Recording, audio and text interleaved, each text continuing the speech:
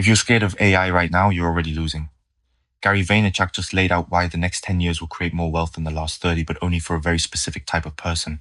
I watched a four-minute interview with Gary V on Silicon Valley Girl. And honestly, I expected the usual hustle culture noise. What I got instead was one of the sharpest frameworks I've heard for surviving the AI era. So I pulled 7 points out of it. Not motivational fluff, actual structural shifts you need to plan around. Let's get into it. Point 1. Hyper-micro wealth. The first idea reframes the whole AI panic. Everyone keeps asking if this is the last chance to get rich. Gary's answer is no, but the shape of wealth is changing. Big tech will get bigger, sure. But underneath them, something new is forming. It has the chance to create hyper micro wealth, the fragmentation of, vibe coding and all this stuff. Hyper micro wealth. Think about what that actually means. You don't need to build the next unicorn. You need to find a niche so specific that one person with AI tools can serve it profitably. A newsletter for left-handed guitar players, a Notion template for veterinary clinics, a custom GPT for indie game developers. In Korea, we already see early versions of this on Class 101, Kumong, Cracker 9, but AI removes the last barrier of production cost. One person can now ship what used to take a team of 5. The opportunity isn't to be the next Toss. It's to be the only person serving 3,000 very specific people really well. That leads directly into the second point, which is about your job. Point 2, architect versus bricklayer. Gary splits every worker into 2 types. The bricklayer follows instructions. Lay this brick here, then the next one there. The architect decides what gets built and why. AI replaces bricklayers first. Not because AI is smart, because bricklaying is structured. Clear input, clear output, repeatable. That's exactly what language models eat for breakfast.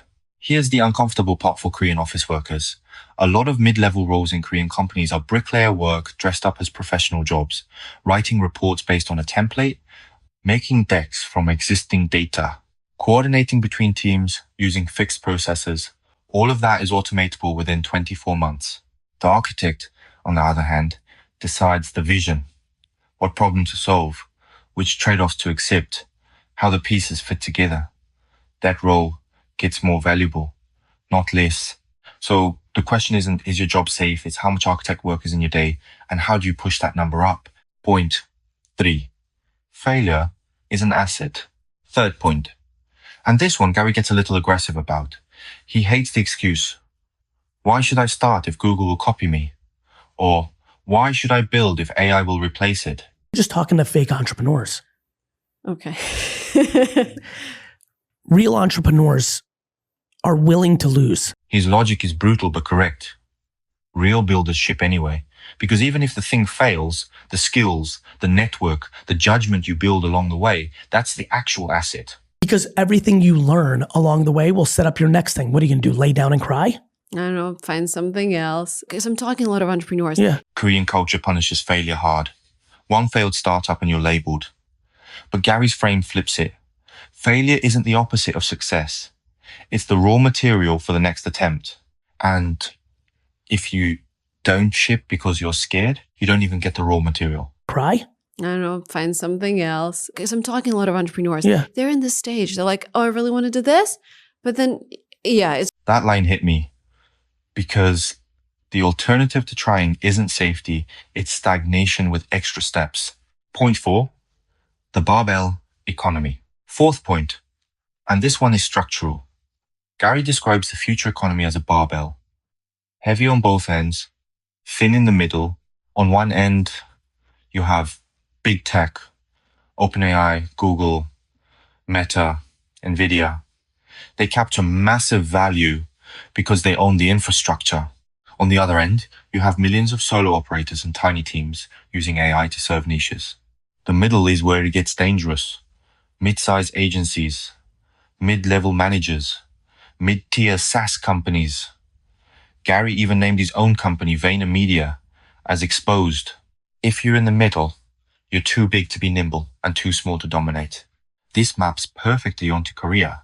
The economy is already splitting between Chaebol and Waningyu.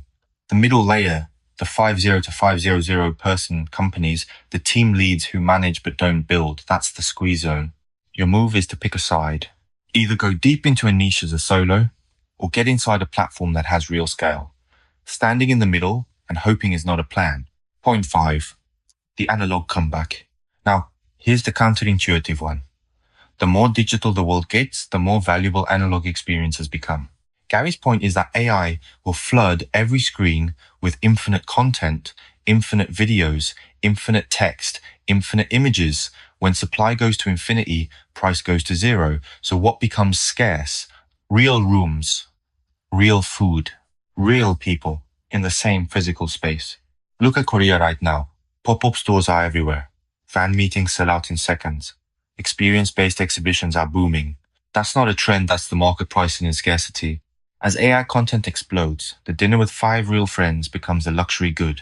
For builders, this means the next wave of opportunity isn't only in software, it's in spaces, events, community, craft.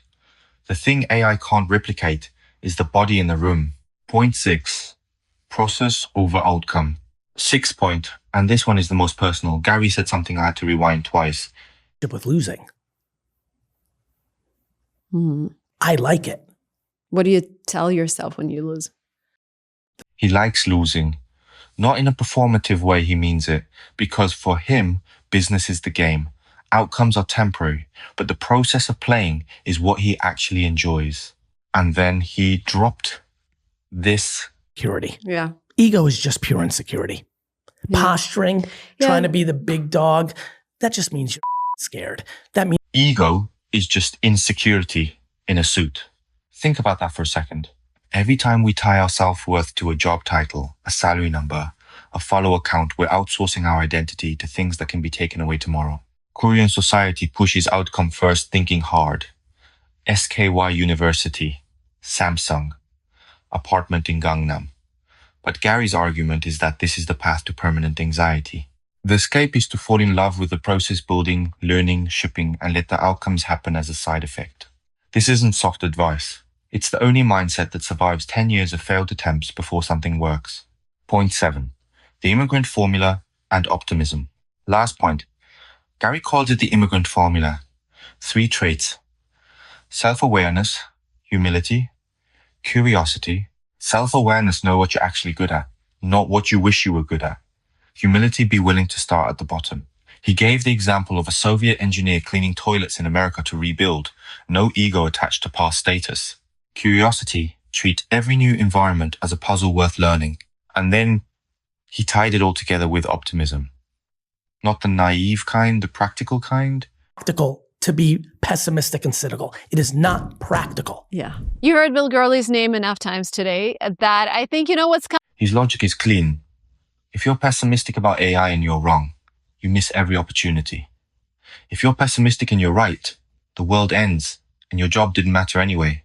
Either way, betting on optimism is the better strategy. That's the whole stack.